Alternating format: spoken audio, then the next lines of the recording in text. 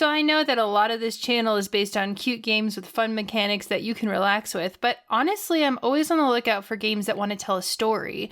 There's so many awesome indie developers out there who want to express themselves not just with a cool game, but also tell a really awesome story within the mechanics. And we live in a great time if you love unique indies. There's so many different options for you. So here are some more you might find interesting in 2025. Now, many of these games do not have firm release dates, so I will remind you to put this on your wish list. It helps out the creators and it tells you when the game is released. Usually when these indie games are released, they come with a really good sale to go along with it, like a launch sale. So it's really in your best interest. First, we have this super cute game, A Week in the Life of Asocial Giraffe. It's a cartoon puzzle game where you try to not get noticed in a city full of very friendly and talkative people. And you know, you're a giant giraffe, so you're kind of hard to miss. When I was a kid, we had games like Putt Putt and Monkey Island, where you could use items to affect the world around you and solve the puzzle. It's got that kind of vibe. And whether you're trying to answer the door to get a package without actually talking to the mailman, or avoid having awkward conversations in the elevator, it's a really nice 2D puzzler. This part of the demo where the giraffe needs to get his favorite flavor of green tea without having to talk to any sales gals was my absolute favorite. So there's crowds around whatever gal is showing the best seller. So it's your job to put a can there to move the crowds around to effectively avoid talking to either one of these gals. This feels like the most old school point and click games, and I really appreciated this fresh twist on it. I think if you're an introvert at heart and you love cartoons, you're gonna love this game. I'm really curious to see if there's a bigger character arc attached to this, or if it's just a series of puzzles that tell everyday stories. Right now there's a demo you can play on Steam, and the release date is gonna be later this year. If you're looking for a game that's heavy on interactions with strangers, you need to check out Inkonbini. This is one of my most highly anticipated games for 2025. You play as a girl who's covering for her aunt at a Japanese convenience store, think like 7-Eleven. And she has to go back to college in a week, so this has a goodbye to summer vibe that I really love. The convenience store, or konbini, which is the Inkonbini pun you see there, is laid out in a 3D space, and it's your job to make sure everything is stocked up and put in the right place. So when I played this demo, I honestly felt a little lost when I first started up the game because I wasn't sure what I was supposed to stock or if I was supposed to check on stuff. I just didn't know what to do. So if you're like me and you just threw open the doors to guess, the game will actually gently point out things that you need to fix or restock. For example, the game starts with bread stocked in the refrigerator, and I didn't catch that, and I didn't stock the bread over in the bread aisle where it belongs. So when my first customer came in, he noticed it and he had like a little laugh about it. So I was able to run over there and like fix it. And at one point, you help a customer find the kind of cat food he needs because the labels are too small and he can't read the fine print. I really love that detail. When I used to work in retail, some of my favorite memories were helping customers pick out items or reading small font for them. The process of ringing up items and counting out change is really nice, not clunky at all, and each customer seems to have their own bite-sized story for you to enjoy. The overarching story of transition from summer job back to college makes me feel really nostalgic. I love that this game lets folks experience the joy that is a Japanese konbini. I love this demo, and I really encourage you to give it a try.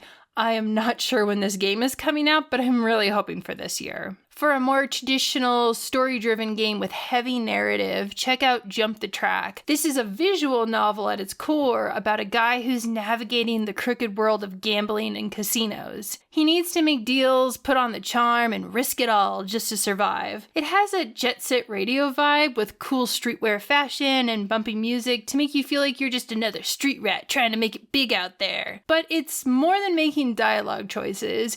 This game uses pachinko, or pinball as they have to call it on Steam so they don't get banned, mechanics to give you enough points to make dialogue choices that you want. Are you looking to put on the charm, hit all the right bumpers, and you won't look like a fool? You know, sometimes you only get lucky with a dynamic dialogue choice that you wouldn't normally pick. Like, I never enjoy being the tough guy in games, but I got all the points for being a tough guy, so I had the option, might as well try the special response. I love this concept for dialogue and the choice trees because it encourages the player to try something different than they normally would. I always go for charm, but what if I tried to see what raging out looks like? The character work is really strong in this one, as it has to be since it's a visual novel, and I really think the world building is super interesting. So if you're the type of person who likes visual novels but tends to get a little bored because there's no mini games, this is totally for you. Reading books and writing creatively is my second favorite hobby after video games, so I was excited for this tiny Bookshop demo to be released. You run you guessed it, tiny bookstore out of the back of your trailer.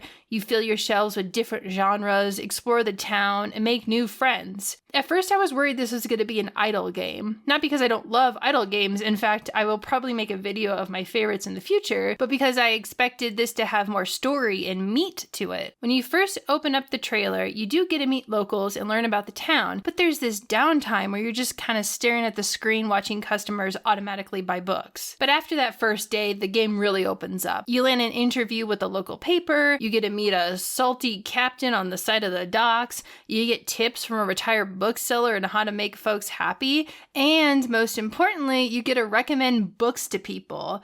And the books you recommend are real, like The Shining. There was one guy who wanted an illustrated book, but he's an adult, so he wanted one that would take him a little bit of time to read. He didn't want a kiddie book. So I showed him The Wizard of Oz, and it turned out to be a perfect match. Each book has a little descriptor in case you've never read it yourself, but it is so fun to recommend books to customers and get immersed in this seaside town. Your tiny bookshop can be upgraded, and there's some cosmetic items that can add buffs to certain kinds of books. You can collect more books from yard sales and the want ads in the paper, and you can arrange the books however you like at the start of each day. And at the end of the day, the customers will move all the books around, which I thought was a cute little detail. I was cautious about this game because I've tried a few shopkeep ones recently that just didn't quite work. But the game loop in this one is nice, and you'll enjoy becoming an honorary member of the little town you rolled into. You can play this demo now, and this will be out in 2025. Also, this game has a Discord, and they like to talk about books, so if that's for you, that's for you. Finally, I really wanted to include this story-driven game that impressed me the very most.